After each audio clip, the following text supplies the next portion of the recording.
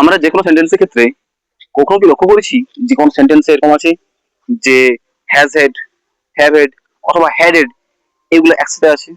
এগুলোকে একসাথে কখন ব্যবহার করা যায়?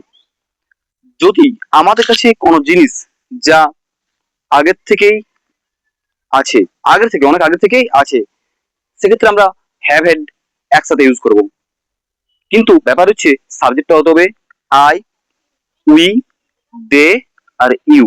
এই চারটার মধ্যে সাবজেক্ট হতে হবে, তাহলে আমরা হ্যাভ আর হেড একসাথে ব্যবহার করতে পারি। যেমন আমার 5 বছর ধরে একটি গাড়ি আছে।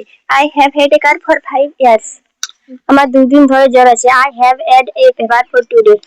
তোমার 1 বছর ধরে একটি বাইক আছে। You have had a bike for 1 year. এরপর আসছে আমাদের হ্যাজ হেড।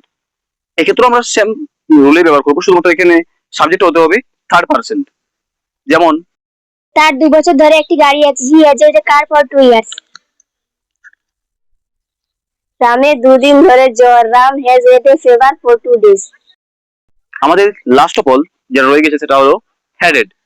হ্যাডেডটা আমরা ইউজ করবো সেই সময়ই যদি কোনো জিনিস আগে ছিল কিন্তু এখন নেই অ্যাকচুয়ালি বলতে গেলে। এই ক্ষেত্রে আমরা হেডটা একসাথে ইউজ করবো। যেমন আমার 5 বছর ধরে একটি গাড়ি আছে। I had had a car for 5 years. আমার 2 দিন ধরে জ্বর ছিল। I had had a fever for 2 days. রামের 2 দিন ধরে জ্বর ছিল। Ram had had a fever for 2 days.